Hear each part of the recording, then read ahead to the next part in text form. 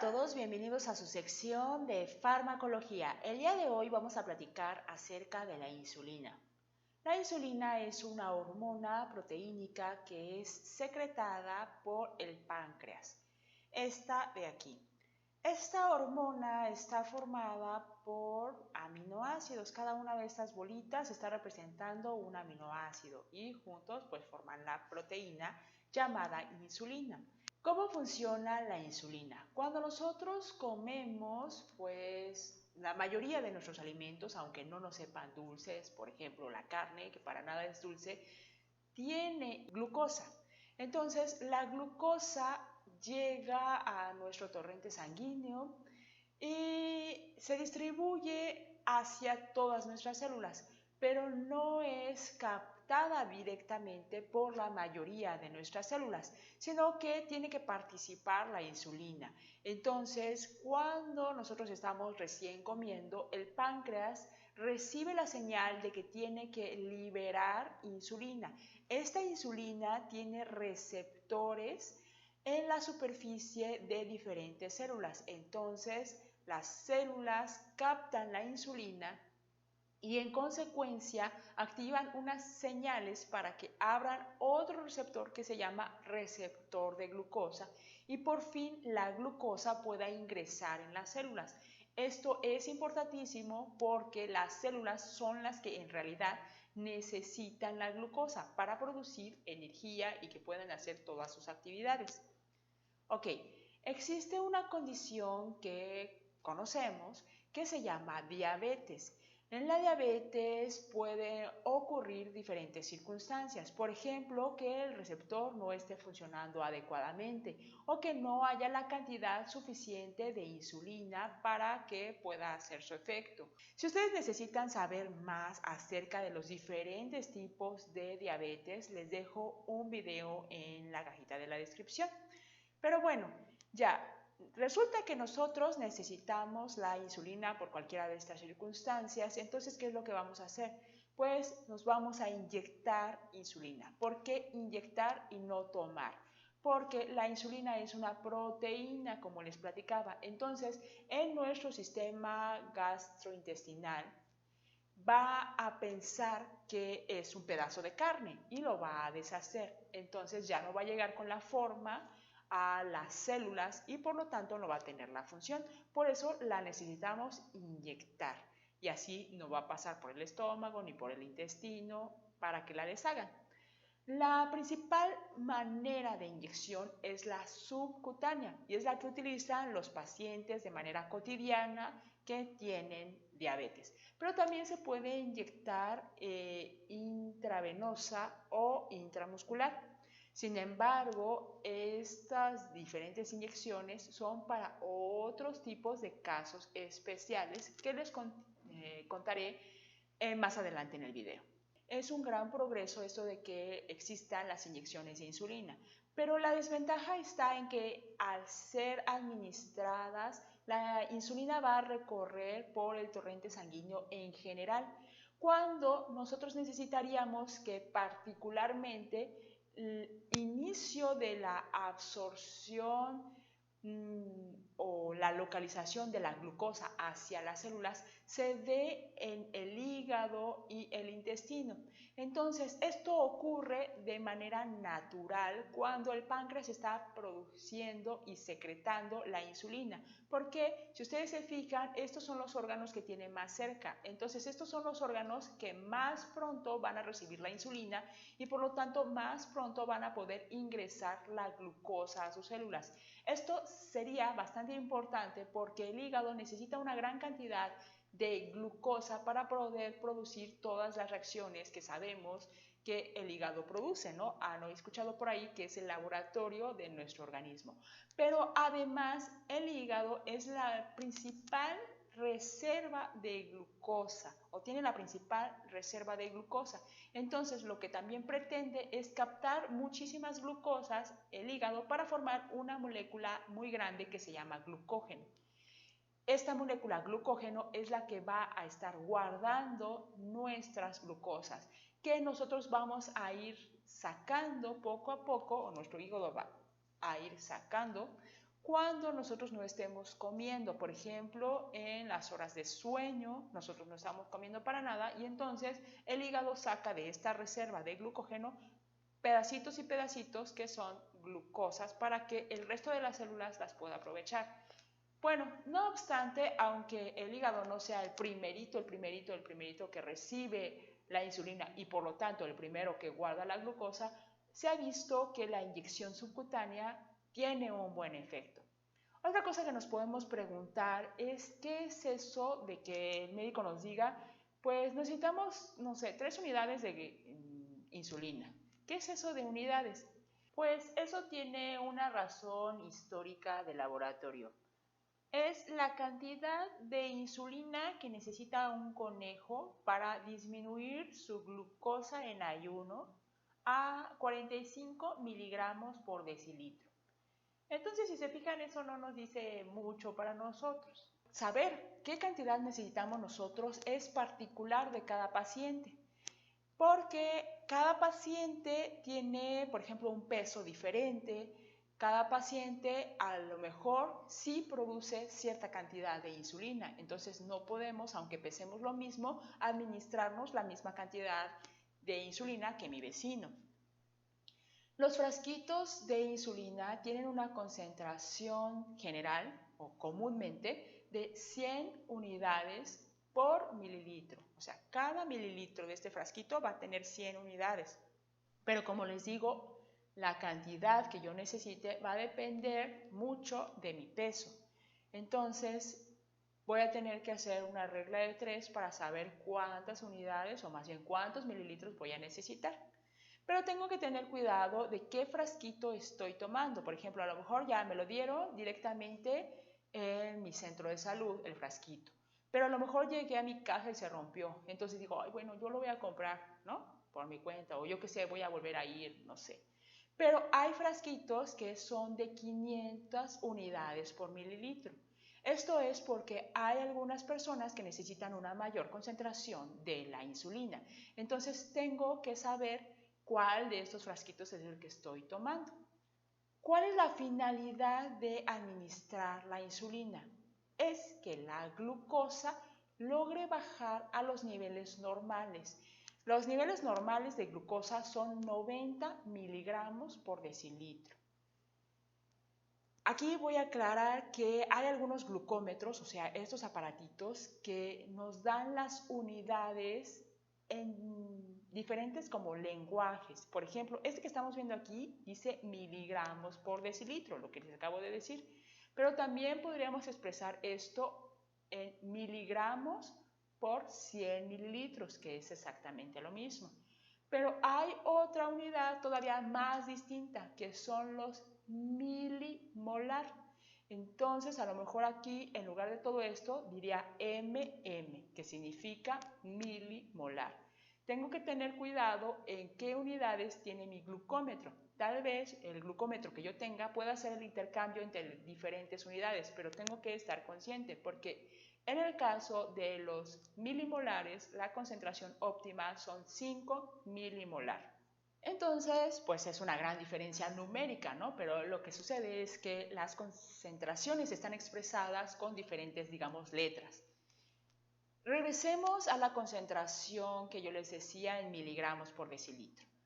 Lo óptimo que queremos lograr es que el paciente llegue a los 90 miligramos por decilitro, pero pues seamos un poco flexibles, los pacientes pues ya tienen la diabetes y tal vez se les dificulte llegar a tal cifra.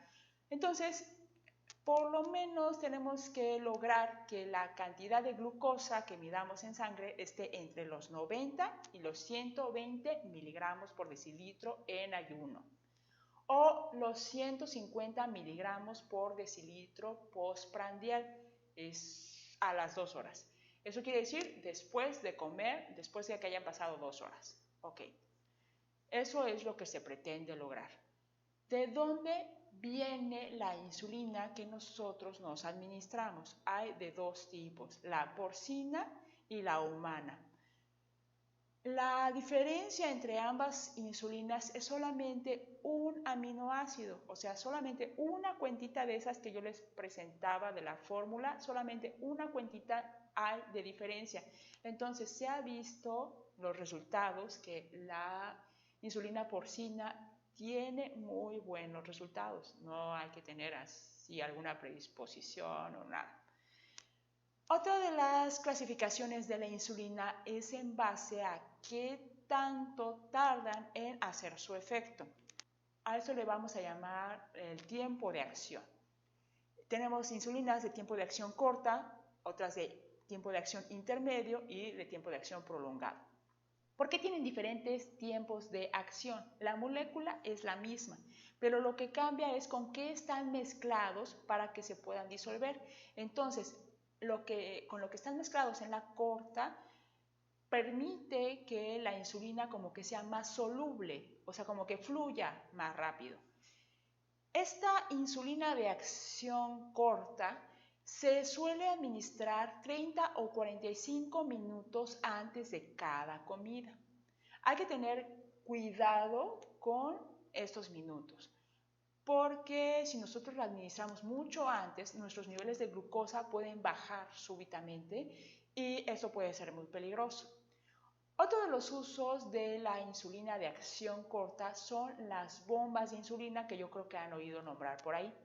Estas bombas de insulina, fíjense, tiene aquí, esta es la bomba, y luego como una manguerita que le llamamos catéter. Si nosotros utilizáramos otro tipo de presentación, las otras insulinas son como más espesas y taparían el catéter. Entonces, la única insulina que podemos utilizar en estas bombas es la de acción corta. Ahora, hay que tener algunas precauciones con esta bomba.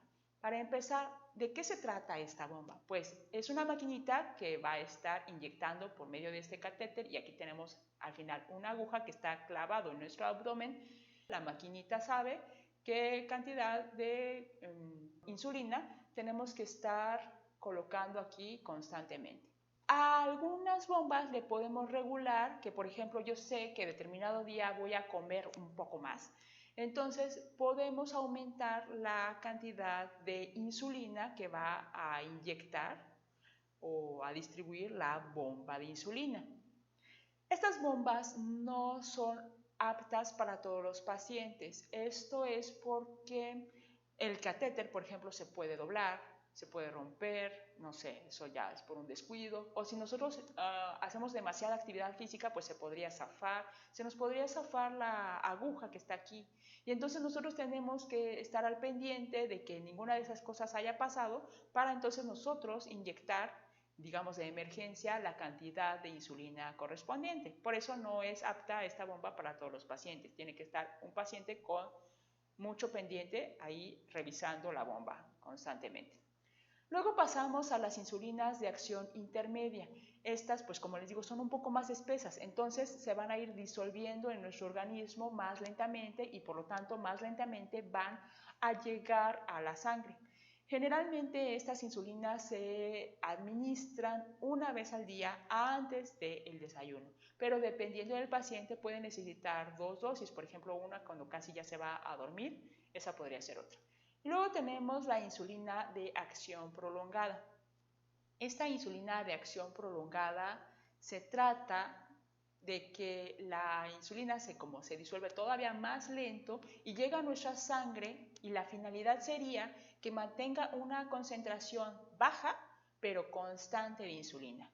Esto se ha visto que no se logra tan fácilmente porque, digamos, al principio del tratamiento no se va a lograr esta cantidad ya constante y al inicio del tratamiento el paciente de todas maneras sí va a necesitar una gran cantidad de insulina.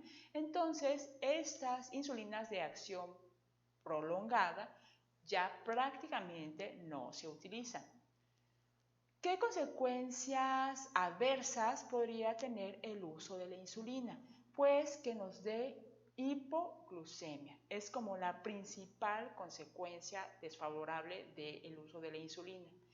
Esta hipoglucemia es de mucho cuidado.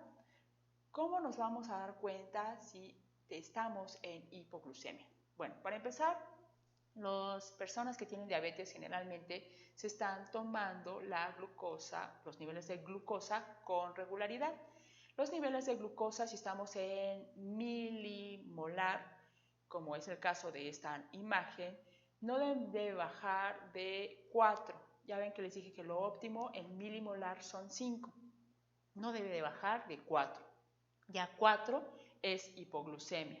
Y en el caso de que estemos ocupando las unidades de miligramo por decilitro, no debe de bajar de 80 miligramos por decilitro. Digamos, 80 miligramos por decilitro ya es hipoglucemia.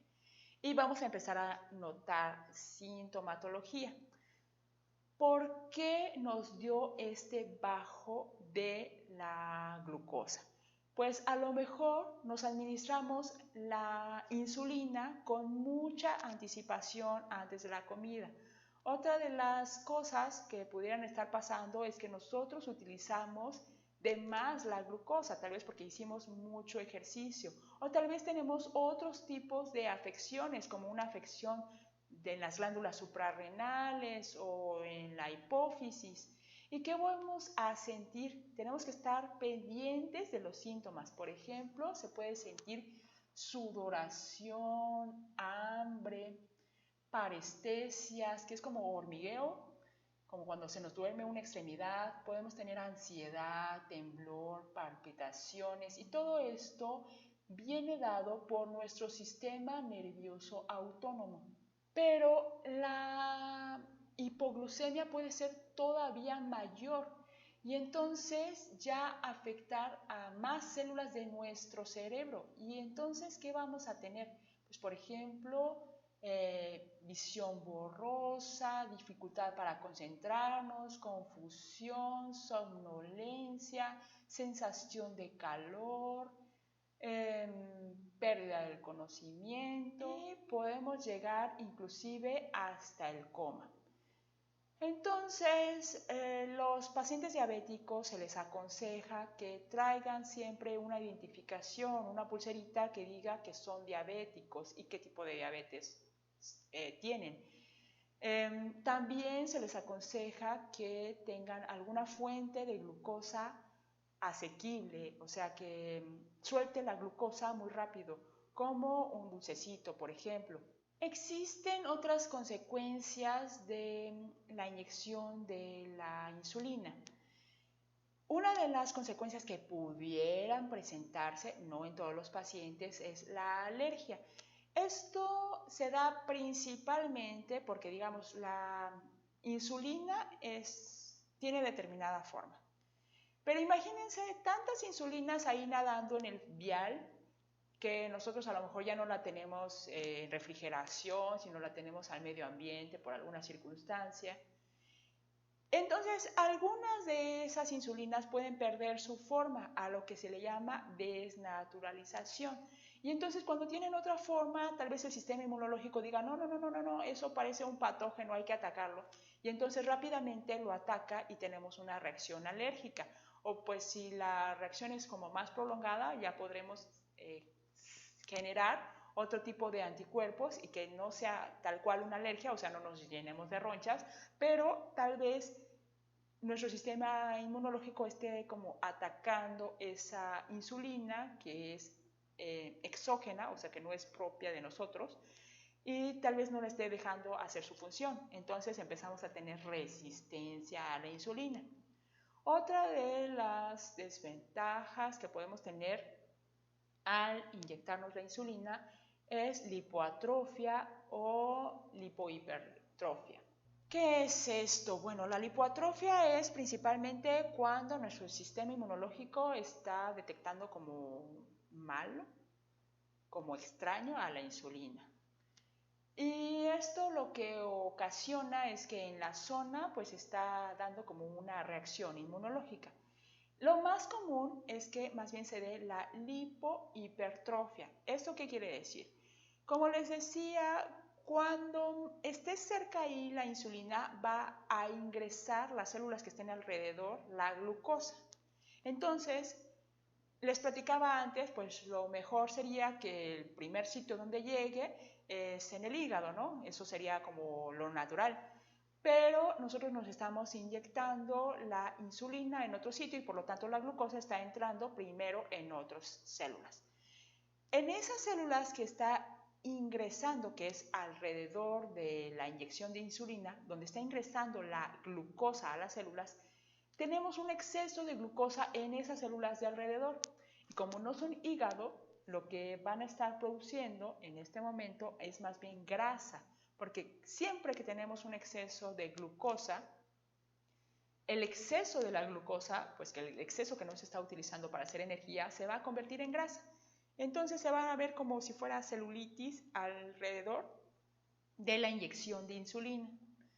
Para evitar esto, lo que se debe hacer es elegir diferentes tipos, o más bien diferentes localizaciones para la inyección de la insulina. Todas estas localizaciones que nosotros vemos como en rosita, nosotros las podríamos utilizar para la inyección subcutánea de la insulina y así ir cambiando y cambiando y cambiando y entonces no tengamos este efecto. Ahora les platicaba de otro tipo de inyección que no es la inyección subcutánea de insulina. Tenemos una condición, o se puede presentar más bien, una condición que se llama cetoacidosis. Esto es que, digamos, en una persona diabética, sobre todo, cuando no está ingresando la cantidad de glucosa suficiente a las células de todas maneras tienen que obtener la energía a fuerza. Entonces, ¿cómo le van a hacer estas personas para obtener energía? Pues las células van a empezar a degradar los lípidos o las proteínas que tengan. Entonces, normalmente nosotros, por ejemplo, queremos hacer ejercicio para degradar los lípidos, eso está bien, pero cuando el cuerpo lo está necesitando demasiado, estos lípidos se degradan pero muy rápido. Entonces, se produce un producto tóxico que se llama acetona. Y entonces las cetonas van a ir a dar a nuestro cerebro y a intoxicarlo. Cuando eso está pasando, necesitamos rápido eliminar las cetonas, o más bien que se dejen de producir las cetonas por lo menos, para lo que en ese momento se inyecta la insulina por vía intravenosa. Pero hay que tener cuidado porque la cantidad de insulina que se necesita intravenosa para esta condición es mucho menor. Por lo tanto, un profesional de la salud de preferencia sería quien debe de realizar este procedimiento. Hasta aquí nuestra plática de la insulina. Si ustedes tienen alguna duda o comentario, pues me la pueden dejar en la cajita de los comentarios y nos vemos en la próxima. ¡Chao!